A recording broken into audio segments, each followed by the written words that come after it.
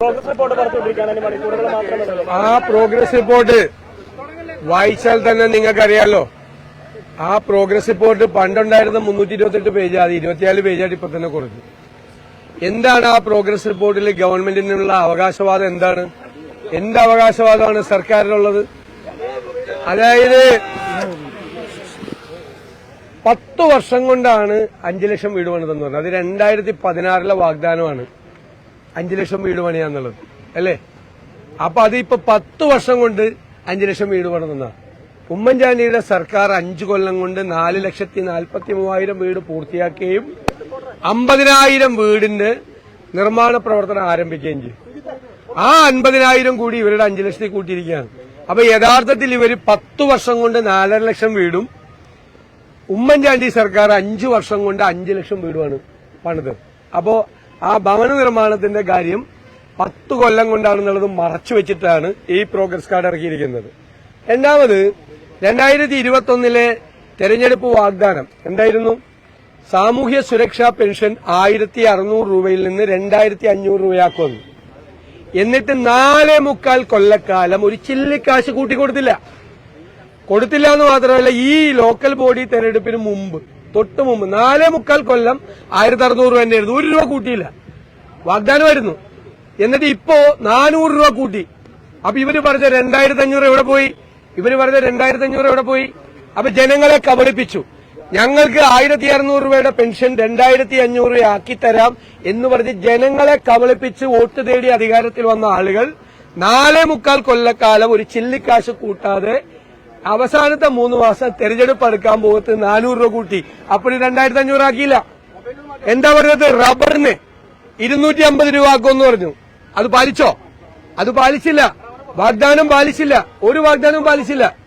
മാത്രമല്ല, പിന്നീട് ആരോഗ്യരംഗത്ത് കാരുണ്യ പദ്ധതി അടക്കമുള്ള ഉമ്മൻചാണ്ടി സർക്കാരിന്റെ കാലത്ത് തുടങ്ങിയ മുഴുവൻ പദ്ധതികളിലെ കടമാക്കി. കാരുണ്യ ബെനവലന്റ് പദ്ധതി കടമാക്കി. ഹൃദ്യം പദ്ധതി ഇല്ലാതായി. ആശ്വാസകിരണം ഇല്ലാതായി. നേരത്തെ ഉണ്ടായിരുന്ന ആരോഗ്യരംഗത്തുണ്ടായിരുന്ന പദ്ധതികൾ പോലും ഇല്ലാതാക്കി. ആരോഗ്യരംഗത്തെ താറുമാറാക്കി, വെന്റിലേറ്ററിലാക്കി. ആണല്ലോ, ശരിയാണല്ലോ. വേറൊരു കാര്യം അറിയാവുന്നത്, മത്സ്യത്തൊഴിലാളികളെ സംരക്ഷിച്ചു എന്നാണ്. മത്സ്യത്തൊഴിലാളികൾക്ക് ഉമ്മൻചാണ്ടി ഉണ്ടായിരുന്നപ്പോൾ മണ്ണെണ്ണയ്ക്ക് 40 രൂപ മാർക്കറ്റിൽ വിലയുണ്ടായിരുന്നപ്പോൾ 25 രൂപ സബ്സിഡി കൊടുത്തു. ഇപ്പൊ മാർക്കറ്റിൽ 110 രൂപയാണ്. 1 രൂപ സബ്സിഡി കൂട്ടിയിട്ടില്ല എന്ന് മാത്രമല്ല, ഈ 25 രൂപയുടെ സബ്സിഡി പോലും ഇപ്പൊ കൊടുക്കുന്നില്ല. ഇപ്പൊ മത്സ്യത്തൊഴിലാളി സമൂഹത്തിന് 12,000 കോടി രൂപയുടെ പാക്കേജ് പ്രഖ്യാപിച്ചിട്ട് അവരെ കളിപ്പിച്ചു. പിന്നെ ഇതിനകത്ത് എഴുതിയിരിക്കുന്ന ഒരു പച്ചക്കള്ളങ്ങളാണ് ഇതിൽ എഴുതിയിരിക്കുന്നത്. ഇടുക്കി ജില്ലയിലെ ഭൂമി പ്രശ്നങ്ങൾ മുഴുവൻ പരിഹരിച്ചെന്ന്. ഇടുക്കി ജില്ലയിലെ മുഴുവൻ ഭൂമി പ്രശ്നങ്ങളും പരിഹരിച്ചെന്ന് എഴുതിയിരിക്കുകയാണ്. ഇടുക്കി ജില്ലയിലെ ഭൂമി പ്രശ്നങ്ങൾ ഏത് ഭൂമി പ്രശ്നമാണ് പരിഹരിച്ചത്? നിങ്ങൾക്കറിയാം, പട്ടയ പ്രശ്നങ്ങളെല്ലാം നിലനിൽക്കുന്നു. സുപ്രീം കോടതിയിലെ CHRന്റെ കേസ് നിൽക്കുന്നു. പട്ടയ കേസ് ഹൈക്കോടതിയിൽ നിൽക്കുന്നു. അതായത് റവന്യൂ ഭൂമി പോലും ഇവര് വിജ്ഞാപനമിറക്കി വനഭൂമിയാക്കി മാറ്റി. ഡീനോട്ടിഫൈ ചെയ്യുമെന്ന് പറഞ്ഞിട്ട് ആ വാക്ക് പാലിച്ചില്ല. CHRലെ പ്രശ്നങ്ങളുണ്ട്. കുത്തകപ്പാട്ടം കൊടുക്കുന്നില്ല. ഏലം കുത്തകപ്പാട്ടത്തിന്റെ ഇത് കൊടുക്കുന്നില്ല. വ്യാപകമായ ഭൂമി പ്രശ്നങ്ങളാണ് ഈ ജില്ല മുഴുവൻ, ഇടുക്കി ജില്ല മുഴുവൻ. എന്നിട്ട് പച്ചക്കള്ളം പ്രോഗ്രസ് റിപ്പോർട്ടിൽ എഴുതി വെച്ചിരിക്കുകയാണ്. ഇടുക്കി ജില്ലയിലെ ഭൂമി പ്രശ്നങ്ങൾ മുഴുവൻ പരിഹരിച്ചു എന്നുള്ള നുണയാണ്. ഈ പ്രോഗ്രസ് റിപ്പോർട്ടിൽ മുഴുവൻ നുണയാണ്. പിന്നൊന്ന് പറഞ്ഞിരിക്കുന്നത് വിഴിഞ്ഞം തുറമുഖം അവരാണ് കൊണ്ടുവന്നതെന്നാണ്. അതെങ്ങനെ കൊണ്ടുവന്നത്? ഉമ്മൻചാണ്ടിയുടെ കാലത്ത് വിഴിഞ്ഞം തുറമുഖത്തിന്റെ മുഴുവൻ അനുമതികളും മേടിച്ച് സ്ഥലം അക്വയർ ചെയ്ത് കല്ലിട്ട് നിർമ്മാണ പ്രവർത്തനം തുടങ്ങി കൌണ്ട് ഡൌൺ ആരംഭിച്ചാണ്. അന്നത് 6,000 കോടി രൂപയുടെ റിയൽ എസ്റ്റേറ്റ് തട്ടിപ്പാണെന്ന് പറഞ്ഞ പിണറായി വിജയൻ പാർട്ടി സെക്രട്ടറിയാ. ഇപ്പൊ നാണമുണ്ടോ അതിന്റെ ക്രെഡിറ്റ് അവകാശപ്പെടാൻ? അത് കടൽ കൊള്ളയെന്നാണ് ദേശാഭിമാനി വിശേഷിപ്പിച്ചത്. അതിപ്പോ സ്വന്തം നേട്ടത്തിലാക്കുകയാണ്. ഗെയിൽ പൈപ്പ് ലൈൻ കൊണ്ടുവന്നാണ് രണ്ടാമത്തെ അവകാശവാദം.